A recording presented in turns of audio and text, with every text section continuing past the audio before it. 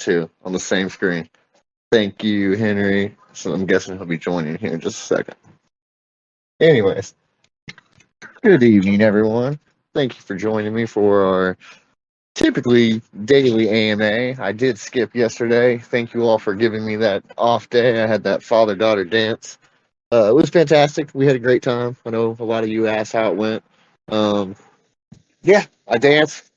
Busted some moves. It was awesome. We uh, we do it every year. This was the first year that I have three children. I have two daughters and a little boy. And this is the first year that my oldest daughter was like aged out of the father daughter dance. So this was like one special year, fifth grade year for my youngest daughter. Um, she was just me and her this time. Every other year, it had been all three of us because they were both in elementary school together. So now the oldest one's in middle school. So it was a kind of a special occasion for just me and her. Made the night a little bit more special. We just some alone time. It was awesome. Great experience. Anywho, that's not why you're here. You're here for some good NBC news, and I do have some stuff to talk about. Um, First and foremost, I wanted to say that I think I had told everybody here that we would be having the roundtable event on Tuesday this upcoming week, the day after Valentine's Day. That is a scheduling conflict for a couple parties involved. So we are going to move that to Wednesday. I'm going to send the time slot out to everybody and get a final verification, but I am 99% sure everybody will be okay with this time slot. It'll be Wednesday at 9 p.m. Eastern Standard Time. Some of the people that are attending the roundtable event are in California, so that's 6 p.m. their time. Altogether, works out good for everybody involved. A few of them have day jobs still, so they work the 9 to 5s. We had to schedule it late in the day to make sure that everybody was available to attend. And again, I touched on the fact that I wanted to have it during the week because I think it's just a little bit slower during the week as far as overall social media presence, AMAs, and stuff like that that are going on from different projects. So I wanted to find a time that would fit all of our projects that are participating, not during their typical AMA slot time, as well, not be during the major coins AMA time slots. So no Saturdays and Sundays, essentially, is what I'm getting at. And I'll try to keep that on a regular time slot, if at all possible. Working with so many different parties and getting it all coordinated, you have to bend a little bit there, but I'll try to have it to where it's every other week at 9 p.m. Eastern. And again, we will host it ourselves. So technically, it'll be broadcast, hosted originally from NBC YouTube channel, technically. We'll be using different streaming software to actually communicate with one another. But it'll be hosted from us and then rebroadcast live from every participating member's community channel if they have one. Some of them might not have a YouTube channel or something like that, but they can stream it on. And again, that'll be up to them to decide how they want to broadcast it to their community. But everybody will want to broadcast it to their communities, so we'll obviously have quite the outreach there. Originally, I had talked to one of the influencers that are involved with it about them hosting it and providing all that technical stuff there just to make sure everything was good. And he actually talked me out of that and talked me into hosting it myself. And he's just going to help me out, walk me through everything, make sure I've got everything set up so I can bring all parties involved and kind of control it that way. He made a very good point that, you want to be the main source there. Even if I always participate with you, which he probably will, still want to be the main source. That way people are going back to you constantly for the actual content updates and stuff like that. And that's a very good point. I appreciate him for giving me that advice, and I'll take it. As well, uh, I did talk about the Adam Bergman video that'll be coming out. I think I mentioned that that would be coming out on Monday. I'm incorrect there. That video won't be out until Wednesday, the same day as the event itself. He will maybe make a guest appearance on the first event. I don't know. I think there might be some scheduling issues there. He'll definitely be involved a little bit on the second event. We're just still playing that by ear, and I'm trying to get Generation Crypto involved on the second event. He said he was on board, but I've just had a hard time touching base with him since then. Uh, that being said, all of us are busy, and I'm sure before that time comes, he'll get back to me and we'll kind of resolve that. But for the first event, we'll definitely have mobile trades and crypto atlas, and they'll kind of just be there to provide an audience, to keep the content like engaging and flowing. You know, these are professionals at what they do, so I trust that they'll kind of be able to pick up on vibes and just keep it entertaining for an audience. And as well, they already have like active social live stream chat channels, so they'll be able to connect with the outside community and provide like good question content and stuff like that, just to keep things rolling for us if we ever do hit like lull moments within the conversation. As well, they they of course bring just their own knowledge from their perspective. All the other participating parties are all going to be executive level project partners. So these are going to be people that view things within their own sphere. I can't think like an artist thinks, even, or I can't think the same way a content creator thinks, not at all. So having those members involved and rotating them out, not only does it gain us different audiences to be in front of, but it actually gives us a separate perspective for the dialogue. Perspective that I think we're all interested in. Just to give you like a little sneak peek of what some of the conversations might play out to be. The reasons why we use the influencers that we use within these talks, for instance. I think if you've been a member here at NBC from the beginning, then we've had experience with a lot of influencers in all different spaces. Twitter, YouTube, everywhere. We've had good experiences. We've had bad experiences. I won't participate with anybody that I think delivers a bad experience. I know who these people are right off the jump. I think most of us do. Most of us can get that feeling pretty quickly. That being said, that talk in itself, I'll tread lightly, of course, I think needs to be a talk. I think you've seen it talked about in some spaces, but I'm not sure if people really realize how big of a problem it is. How much of the DeFi space itself is polluted with the influencer coverage that's in the space.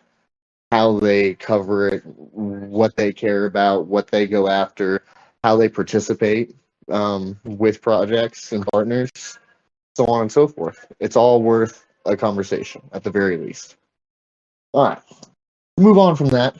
And again, in case you're just now in here, a quick recap on who's involved in that event. BUSD Buffet just launched tonight. I think it's been a successful launch. I'm not 100% sure on that. I've been a little tied up, but I think it's gone over well. I expected it to go over well, at least.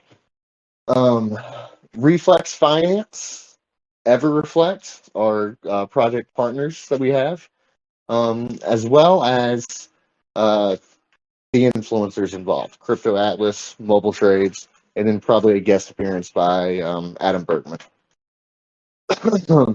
All right. Move on from that. I wanted to talk about our NFT partnerships and our NFTs for our NBC line itself. We kind of briefly talked about it the other day as far as the business model for EverReflect. Me and EJ went kind of in detail on our Duo AMA as far as the possibilities of the experiences and stuff. But revenue and business sides of things, I touched base on with a small community here. And I just kind of wanted to go over that again. We've got a few more people, and it's recorded this time. So the way the actual business model works there, in case anybody is curious, how do we make this to where it's profitable for both parties? It's pretty simple.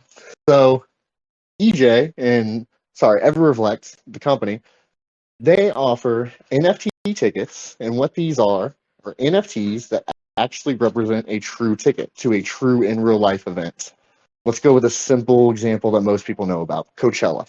The next Coachella that goes on, you buy an NFT. That NFT is your actual ticket to the event. You present that there. That acts as your ticket to get in. And as well, it's a permanent NFT. The same way, I've heard him describe it this way. I'll repeat his description. The same way that some people collect in real life ticket stubs, you now have the ability to collect this NFT ticket stub.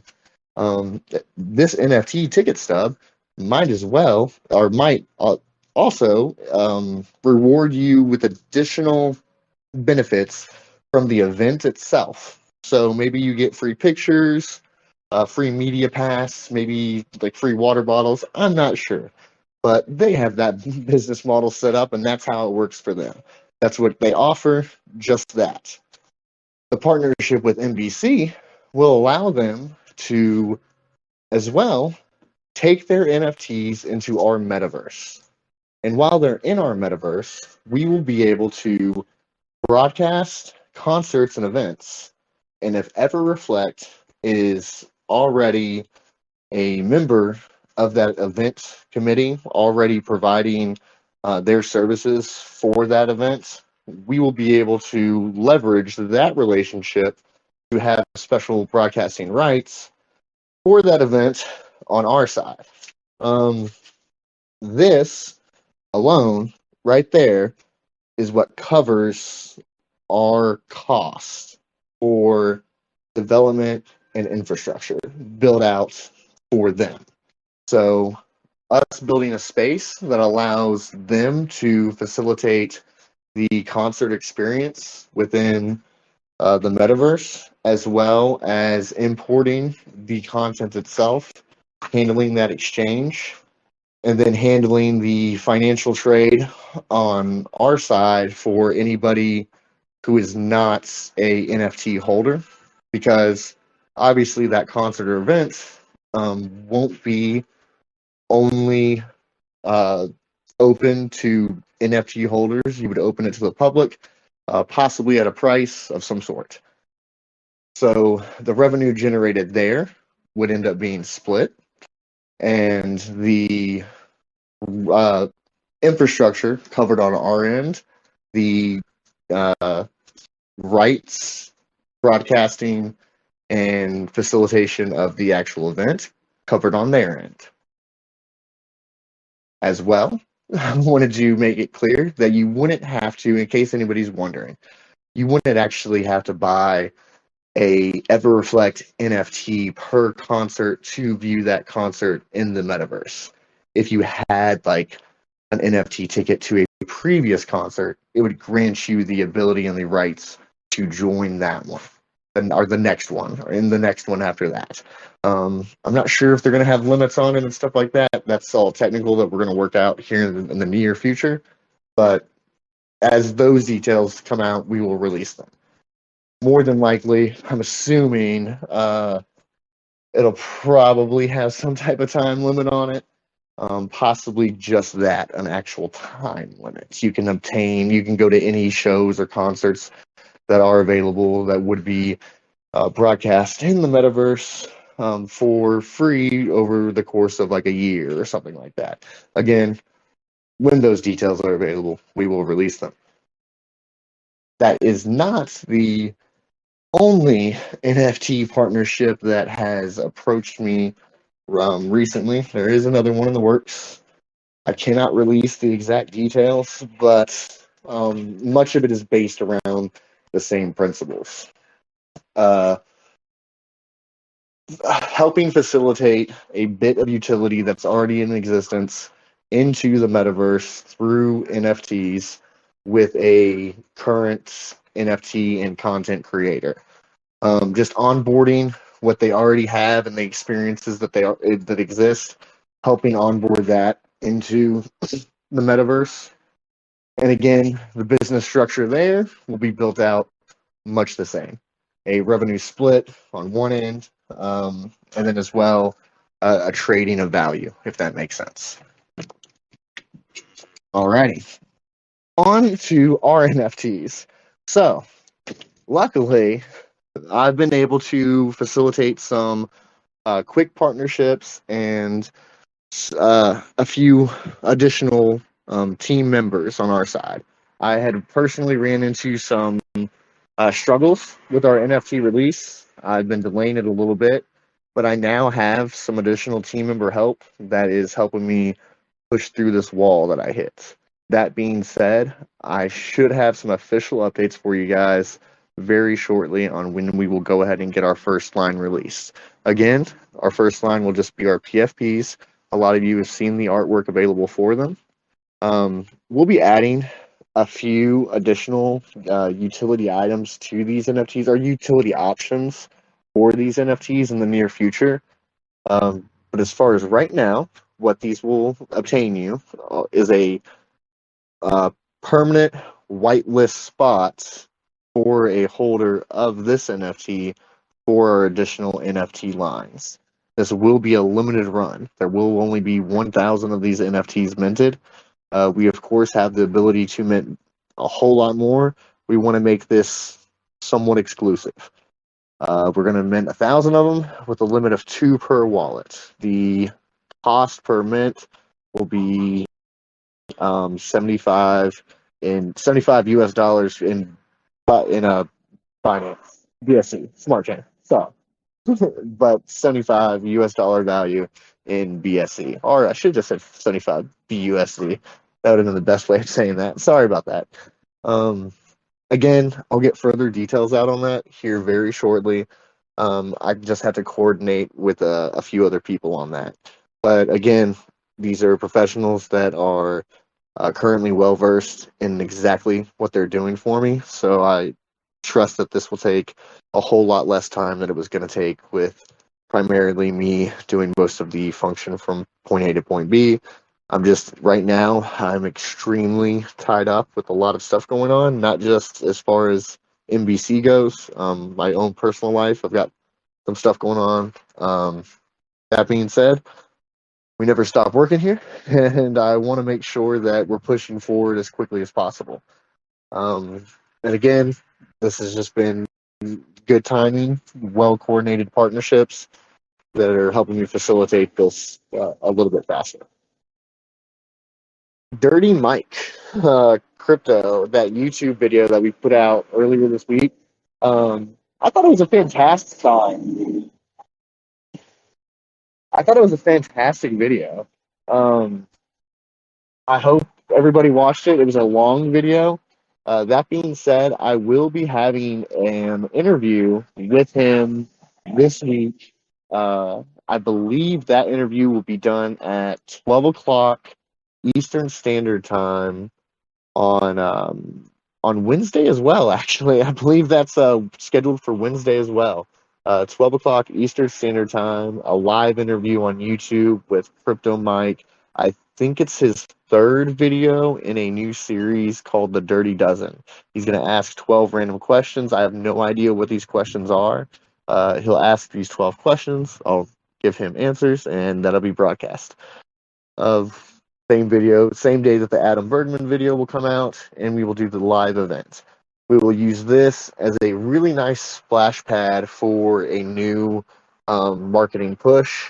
Crypto Atlas will have a new video for us At some point this week, I'll coordinate him with an exact time just to give like a good time slot for the drop, and I'll probably try to push for like Friday or something like that, just to space those two out. And we'll go ahead and we'll get a banner ad push going this week as well. Specific marketing our staking, farming, what our pools are at, our locked value, and then we'll go ahead and start that NFT push really hard on Twitter. If that's paid ads or if that's just pushing the community on it, we'll start that campaign one way or the other around the exact same time. Just use the momentum that we're getting from the live events and from the roundtable, stuff like that. Use that momentum to just kind of tie into everything else. We've had really great resistance and short action. I have seen a few larger sell-offs over the past, couple days, but I think again, we've talked about this time and time again.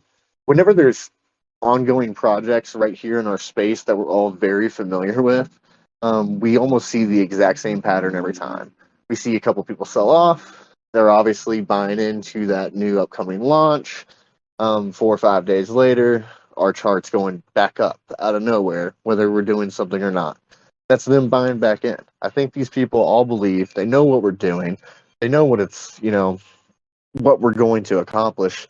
And they also know the kind of chart action that we have, the kind of resistance that we have, and they assume they're going to be able to buy back in. I think this time they might be mistaken. I think this time, this week, everything goes according to plan. That's not the only stuff I've got going on. I've got a couple sleeper things going on that I haven't talked about because I literally can't. I'm not legally allowed to talk about them. But as soon as I can speak about it, and as soon as the news gets out publicly, we're going to have a lot of eyes on us. So I'm expecting here fairly soon, actually, we're going to start to see a lot of upward momentum. And that's not even based on like products dropping or anything like that. That's just about some of the news that's going to be coming about who we are working with and what we are doing. The stuff that we plan to accomplish, not just myself, but as NBC as a whole, the ecosystem and the actual metaverse. Who all wants and who all is trying to participate specifically with us in this metaverse development. Again, I'm excited. Hopefully, we'll get some more news out to you guys here very shortly. Alrighty. Does anybody have any questions for me this evening? And give me one moment. Let me go ahead and check because I'm probably terrible at checking this. Awesome. Maybe this is a silly question, but will there be a setting for VR Vault Wallet that requires signing every transaction, like there is in Trust Wallets? Yes. Okay. So I think the better question that you should probably ask yourself, because we've talked about this before. Sorry, I'm trying to come back. I'm on my phone, right? And I'm trying to get back to the stage. And I literally keep getting so many notifications that I can't click on the top of my screen to click the stage about my stupid phone. Trying to find it now the hard way.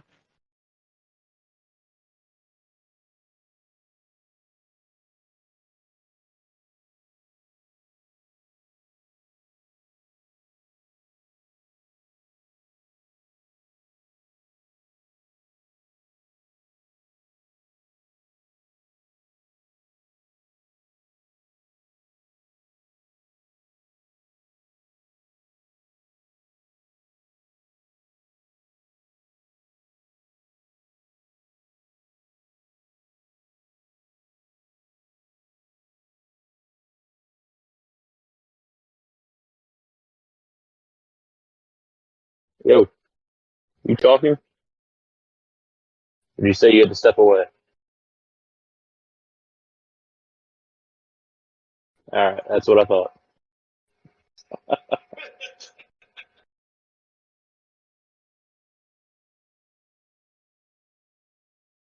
All right, my bad. My bad. I don't know, man. It just broke on me again. What's the last thing you heard? Probably like 20 minutes ago, huh? It's been a second. You said you were trying to find your way back to the stage, and I think that was the last thing I heard. Okay, cool, perfect. So I talked a whole lot since then. All right, so what I was going to say is yes, that's a fantastic question. What you should expect is that the VR wallet itself will behave and give you essentially all the same options that like the Trust wallet or the MetaMask wallet does now, even down to a DApp browser. The browser itself won't be anything more than a 2D screen, so like a pop-up screen that you're able to enter in a website browser, go in there and facilitate like on pink sale and stuff like that. All of that will actually exist and behave the same way it does now with your Trust wallet. Transaction signing in the vault, exact same way. Now, what you should really be asking yourself is how will it perform? What will it do once you get into the lobby? You leave your vault. You want to go hang out with other people. Maybe you actually want to do some trading with other people. We've talked about this before. You will have proximity trading peer to peer. So if you're near somebody, you'll be able to request a trade. They will be able to approve the trade. First, sorry, let me walk through the steps very clearly. If I walked up to you in the metaverse, we're talking and hanging out. We decide for some reason we're going to swap tokens or something, or I'm going to send you something, something like that. I have to first initiate a trade option. You then have to confirm a trade option. That then brings us into a trade window where I'm able to send you tokens directly. I have to first approve the tokens that I'm sending from the Vault wallet. So because I have access, I have read-only access, is what we call it in the space. I have read-only access to my wallet, my vault that's back home. So I see my balances, but as soon as I click on like that balance, I say, "Hey, I'm going to send Henry here 100 MBC tokens." I click on that. I then have to actually approve it from my wallet, from my wallet vault. So what that'll be is a separate um, approval process. You will have to set your own individual password that you will actually have to enter in on that trade if you so choose to do so. That's how you have your settings set. We will have options for you to limit your settings so you can actually be a little bit more wild with it, but it will be preset by default to the safest possible settings to where both parties has to approve their tokens being in the trade, and then both parties have to approve again after the trade is there. And then once both parties have approved, the transaction would take place. The facilitation of the transaction between a wallet and a vendor will be a lot different. It'll be a lot easier to facilitate that trade. Um, but from person to person in the space, there will be quite a few approval steps to actually take. But you will be able to trade from person to person without having to enter in their wallet information or anything like that, if that makes sense. So, in some ways, it will be easier. In other ways, it will be a little bit more difficult. There will be an extra step of approval between that transaction. Uh, and again, you will be able your actual wallet, your address, your DeFi address is who you really are in the space. But that won't be available within the VR setting to anybody who is there. They will view you as your username. Um, and they will view your wallet essentially, at least in that space, as your username. Obviously, on the blockchain, it's your wallet address. And if they want to check that transaction, they'll see your wallet address. But in the actual space, you're not walking around displaying your wallet address. That's somewhat private to you, at least in the metaverse. Alrighty. Is there any other questions? Hey, Chris. Hey, Henry. How you guys doing? Doing good, man. Awesome, dude. Hey, I got a question. Um, Sorry about that. Is the VR wallet, is it going to be like a Chrome extension, or is it going to be a program that's installed? Like, how does that work?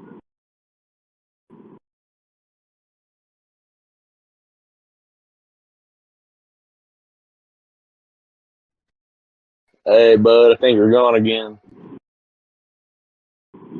Hey, Hey, I'm the captain now. I'm the captain. He'll come back and yell at me for saying that. Right? He doesn't like me saying that.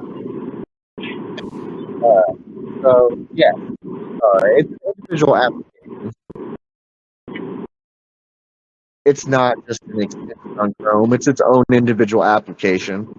You will have the option of, sorry, not the option, but it will have an accompanying iOS and Android application as well. But the original VR wallet release, the very first one, will actually only be released through VR. So it'll be an APK file. It'll be available from Steam and from SideQuest. Those releases will be very initial, and right after that, we will have an Android phone and iOS phone application available as well.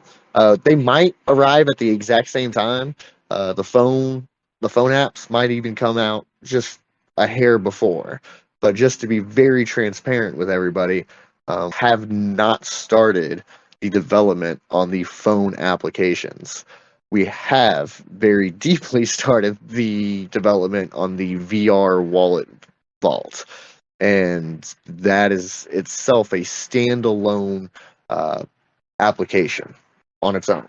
It will be able to communicate and interact with the phone applications in many different ways, and they will behave the same way because again, it's just a wallet. So it's just doing the same thing that your Trust wallet is doing, or your MetaMask wallet is doing. It's just doing it in a really really cool way. Um, so yes, it is its own standalone item. It is not directly tied to another application or program, and it will be released on Steam and SideQuest. As soon as we can fit all the criteria and Oculus is allowing, we will release on the Oculus store. Actually, I think they just changed their name. I don't even think they're called Oculus anymore, right? Now they're just called Meta. I think that's the case. So we will release on the Meta store. Um, and we will be the MetaBUSDCoin app on the Meta store. I'm sure that'll work out great. That's a little meta there. Yeah. Cap, thank you. And I also hear that we're going to be developing it for the Windows Phone too, right? I'm joking. Dude, Windows Phone's the first one I'm developing for. You know what's funny? I actually had a HTC Dash. If anybody remembers that phone, it was a Windows phone a long time. I thought I was the coolest person because I had that HTC Dash. I was not, guys. I was not the coolest person. Oh man. All right. Anyways, Thank you for answering that question, Chris. no problem at all, man. Thank you for asking it. If there's any other questions, I'd be more than happy to take them. Let me check the main chat real quick. Just old investor Felix. Let's all join AMA, guys.